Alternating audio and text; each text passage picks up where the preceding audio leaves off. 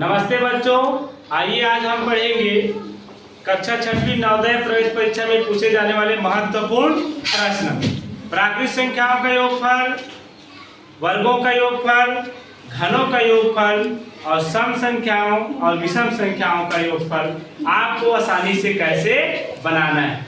यह प्रश्न जो है प्रतिवर्ष परीक्षा में पूछे जाते हैं और आपको हम एकदम सरल तरीका में यहाँ पर बता रहे हैं। तो आइए देखते हैं प्रथम 10 लगातार प्राकृत संख्याओं का योगफल।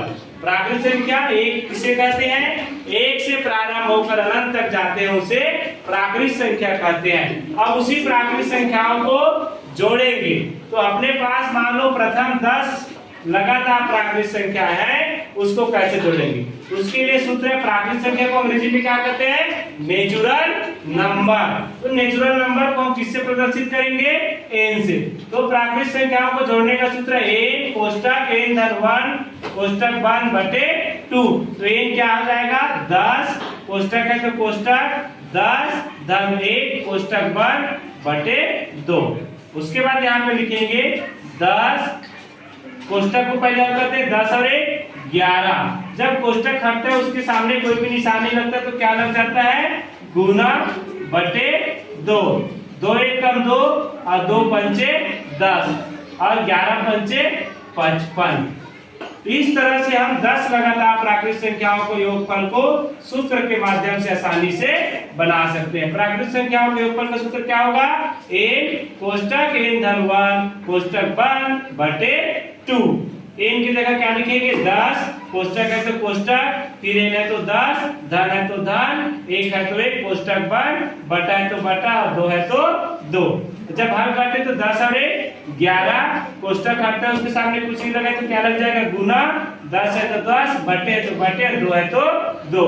अब इसको भाग करेंगे 2 1 कम 2 और 2 पंचे 10, क्या बच गया अपने पास? 11 गुणित 5 तो 11 पंचे 55। इस तरह 10 लगातार प्राकृत संख्याओं का योगफल 55 होगा। आइए अब देखते हैं हम प्रथम 15 लगातार प्राकृत संख्याओं के वर्गों का योगफल। वर्ग क्या किसको कहते हैं? जैसे 1 के घात 2, 2 के घात 2, 3 के घात 2, ऐसे करते करते कहां तक गए? 15 का घात 2।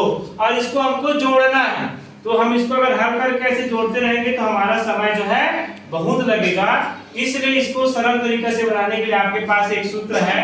सूत्र क्या कहता है? प्राकृत संख्याओं के वर्गों का योगफल n कोष्टक n धन 1 कोष्टक 1 फिर कोष्टक 2n धन 1 कोष्टक 1 बटे 6। इसको आप जमाएंगे, जहां जहां पर n लिखा है वहां पे क्या लिखेंगे? 15 लिखेंगे। जैसे हमने n की जगह लिखा 15, कोष्टक है तो कोष्टक, फिर n है तो फिर 15 धन 1 कोष्टक 1 फिर कोष्टक 2, n की जगह क्या लिखेंगे? गुना हो जाएगा, 2n है बीच में कुछ नहीं तो यह हो जाएगा 15 धन 1 कोष्टक 1 बटे 6। अब इसको हल करेंगे तो यहाँ पे क्या आ जाएगा? 15, अरे कोष्टक में 15 और 1 16, कोष्टक हटता है तो क्या लगेगा? गुना 16। फिर यहाँ पे कोष्टक हट रहा है तो क्या करेंगे? यहाँ पे 15 गुणित 16। अब कोष्टक यहाँ पे कोष्टक बंद हो रहा है, कोष्टक खत्म हो गया, दूसरा कोष्टक हल करेंगे तो यहाँ पे गुना लगाएंगे। फिर कोष्टक के अंदर को पहले हम करते हैं 15 दूने 30 और 1 है तो ये हो जाएगा 31 बटे 6। ये हमने सूत्र के हिसाब से इसको हल कर लिया। अब इसको भाग करेंगे तो देखेंगे किससे भाग जा रहा है। तो 3 से जा रहा है, 5 दिया, 3 पंचे 15 और 3 दूने 6, 2 1 कम 2, 2 अट्ठे 16। क्या क्या बच गया अपने पास? 5 गुणित 8 गुणित 31, तो 5 अट्ठे 40 गुणित 31। अब इसको गुना करेंगे 31 चौक कितना हो जाएगा? 4 1 कम 4 और 4 दिया 12 और यहाँ पे 0। 1240 बराबर 1240। प्रथम 15 लगातार प्राकृत संख्याओं के वर्गों का योगफल क्या हो जाएगा? 1240। इसको जमाएंगे n कोष्टक n धन 1 कोष्टक 1 फिर कोष्टक 2n धन 1 कोष्टक 1 बटे 6। इसके साथ n की जगह क्या लिखेंगे?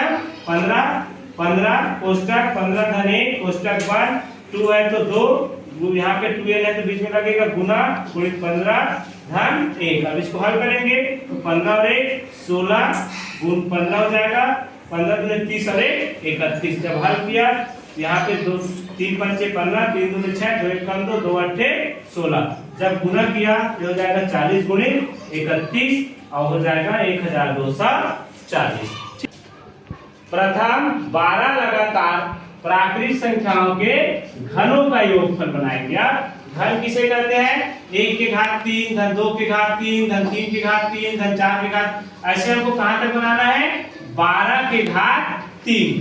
12 के घात अगर हम इसको 3 बार गुना करेंगे तो हमको बहुत समय लगेगा, इसलिए इसका सूत्र है घनों का योगफल बराबर सूत्र 1 कोष्टक n धन 1 बटे 2 और सबके घात 2। जहां जहां पर n लिखा है नेचुरल नंबर 12 प्राकृतिक संख्या, तो 12 जो है n में आएगा n की जगह क्या लिखेंगे? 12 कोष्टक 12 धन 1 कोष्टक 1 बटे 2 और सबके घात 2।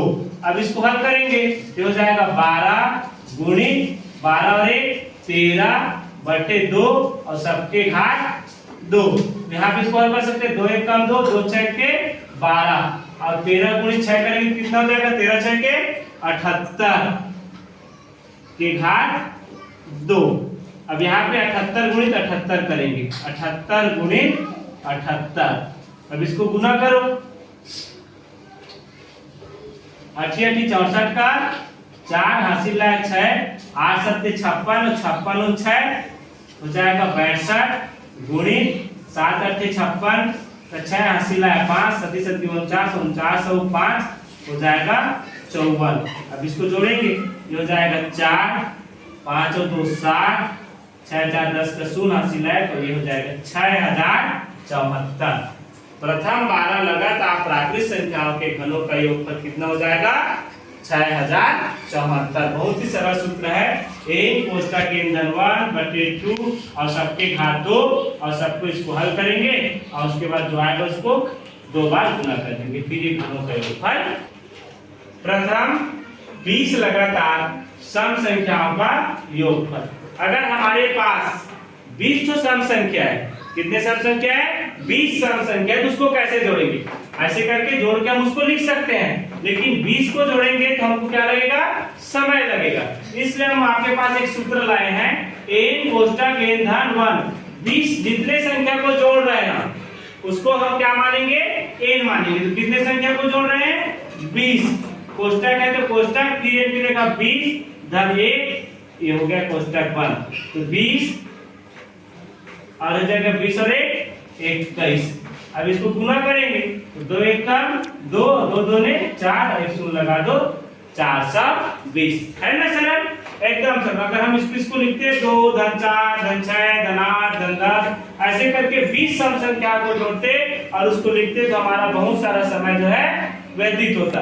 लेकिन इस सूत्र के माध्यम से बनाएंगे तो बहुत ही सरल तरीका और आसान तरीके से हम बड़े से बड़े बहुत सारे सम संख्या को एक साथ जोड़ के बना सकते हैं। जो बात हमको n के कितने संख्या को जोड़ रहे हैं उसके जगह हम n बनाएंगे और n की जगह उस संख्या को लिखेंगे और सूत्र में जमा के इसको बना देंगे। ठीक। प्रथम 30 लगातार विषम संख्याओं का योगफल। अब हमारे पास 30 विषम संख्या है और इस 30 विषम संख्या को हमको बहुत ही आसान और सरल तरीका से जोड़ना है। मान लो अपने पास ऐसा लिखा है 1 3 5 7 9 ऐसे करके 30 विषम संख्या दिया है और उसका योगफल करना है। तो ऐसे करके अगर हम जोड़ेंगे तो हमारा उसमें जोड़ते जोड़ते हमको 10 मिनट लग जाएगा, लेकिन आपको हम चुटकी में बनाना सिखाएंगे। तो विषम संख्याओं का योगफल बराबर क्या होता है? n का घात 2। n के घात 2 तो n क्या होगा? ये जो 30 संख्या जोड़ रहे हैं ना वो हमारा क्या होता है? n। तो यहाँ पे n की जगह क्या लिखेंगे? 30 और 30 के घात 2 और 30 के घात 2 मतलब 30 को कितने बार लिखेंगे? 30 गुणित 30 और हो जाएगा 3 3 9 1 0 2 0 और 900। देखो है ना एकदम सरल तरीका। 30 लगातार विषम संख्याओं का योगफल n के घात 2 30 गुणित 30 3 3 9 900।